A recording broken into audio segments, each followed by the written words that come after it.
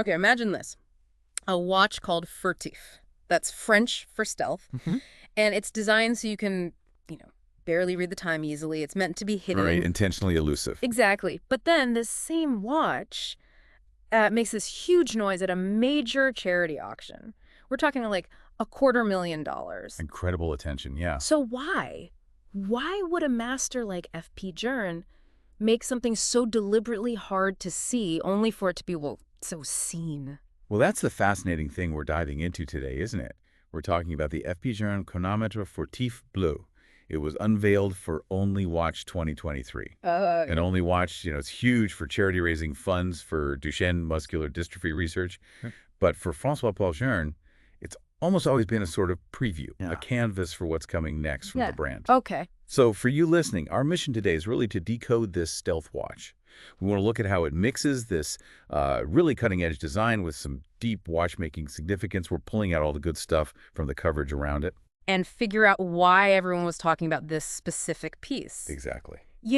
As I was looking into this, something really jumped out at me about Journe's previous Only Watch pieces. It felt like there was a pattern. Am I reading too much into it, or is that a real thing? No, you're spot on. It's not just random. It feels very strategic. She uses Only Watch's exclusivity to build hype, to hint at the future. Like breadcrumbs. Pretty much. Yeah. These unique pieces become these super desirable prototypes, basically. Setting the stage for what collectors might see down the line. Like back in 2017, there was the Chronographe Monopoussoir Rattrapante, unique piece, but it's movement. Yeah. That ended up powering the LineSport Chronographe Monopoussoir Rattrapante in the main collection. Okay, I remember that one. Then 2019, you had the Astronomic Blue, super complex piece for Only Watch. Yeah. Later that year, it became the Astronomic Souverain, part of the standard lineup. Wow, okay. And just recently, 2021, the FFC watch, the one with Francis Ford Coppola and the mechanical hand showing the time. Oh yeah, the hand watch? Very cool. Very different. Super different, polarizing even. But earlier this year, boom, it became the F.P. Journe FFC, a production model. So there's definitely a track record here. Absolutely. So, okay, if that history holds, what's this Furtif Bleu teasing then? The source material we read, it does speculate, right, that this might be a preview for a time-only watch in the LineSport collection. This is a strong suggestion, yes. It feels like Journe might be getting ready to jump into that whole sleek, three-hand luxury sports watch category, which is huge right now. It's a massive market. And given that history, yeah, it seems like a very plausible teaser. A Journe take on that would be, well, highly anticipated. Definitely. But let's get back to this watch itself. What makes this one furtif? I mean, the name implies stealth. What does that actually look like? It really lives up to the name, design-wise. So first off, it's part of the LineSport idea. Okay. The case is 42 millimeters, integrated bracelet, and it's all made from tantalum, sandblasted and polished. Tantalum. That's kind of a Journe signature, isn't it? That dark gray-blue metal. Exactly. It's got that distinct, almost moody color. Right. And the case is pretty slim, too, only 9.5 millimeters thick. Nice. But the furtif part is the dial, I'm guessing? That's the heart of it, yeah. It's a Grand Feu enamel dial. Wow, Grand Feu enamel on a sporty watch. Right.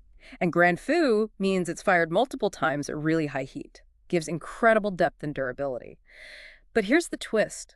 The numerals are matte, frosted, and they're laser engraved onto the enamel. Okay. So they only really show up when light reflects off them just right. Otherwise, they blend in. It makes the time genuinely hard to read unless it's angled towards you. So it really is stealthy. Very much so. The hands match the blue dial, except for the second hand, which is bright orange, another little Journe classic touch. So think about that. A watch where reading the time isn't immediate, it's designed to be difficult at a glance. That's kind of counterintuitive for a watch, isn't it? Does that turn some people off, or is that the appeal? That's a great point. I think it challenges our expectations. Yeah. For many collectors, legibility is paramount. Yeah. Instantly readable. Sure. But Journe often plays with these ideas. Yeah. Here, I think the luxury is different. It's less about showing off, more about a private, personal interaction. It forces you to engage with the watch deliberately. It reveals itself just to you. Yeah. It's not for flashing around. And for a unique piece, like that exclusivity, that almost defiant design, that is the appeal for some.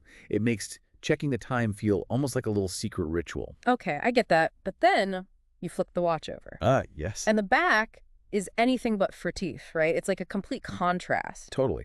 The back is pure mechanical theater. It showcases the brand new caliber 1522. Caliber 1522, new movement. Brand new. Yeah. And it's beautiful. The pleats and bridges are all done in 18-karat rose gold. You see the classic Journe twin barrel setup, like in the Chronomètre Souverain, which gives it stable power delivery. Consistent energy. But look closely on the right side.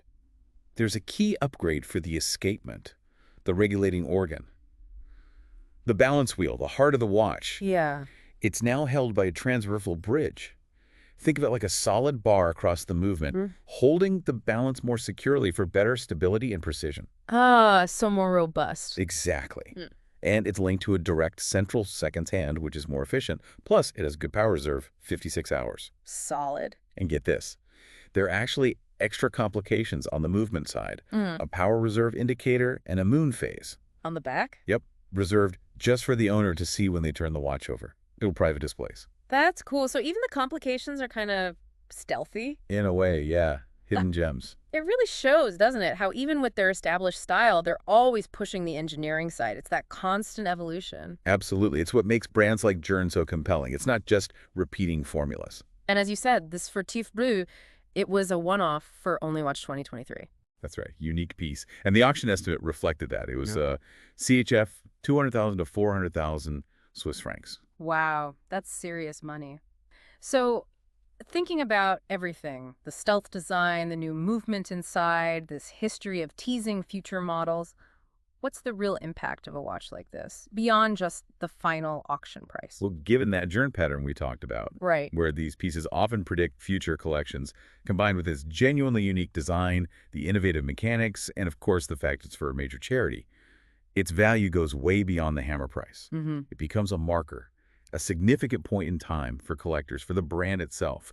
Kind of cements itself in watch history as something that hinted at what was coming next. So we hope this deep dive has given you listening a bit more insight into how just one special watch can tell such a big story, about a brand's ideas, its future plans. Yeah, we've unpacked the Chronomètre Furtif Bleu's whole stealth concept, that new caliber 1522, its potential hint towards a new LineSport direction, and its role in Only Watch. It really is that fascinating mix, isn't it? Artistry, engineering, and just pure rarity, all coming together in high-end watchmaking. Definitely. And maybe something for you to think about. Consider this paradox. A watch named Furtif, designed for its hidden qualities, meant to be discreet. Yeah. Yet it gets unveiled on one of the biggest, most public stages in the watch world and fetches, huge sum, like $250,000. What does that contradiction tell us about luxury today? About discretion, about what makes something truly desirable? That's a great question to ponder.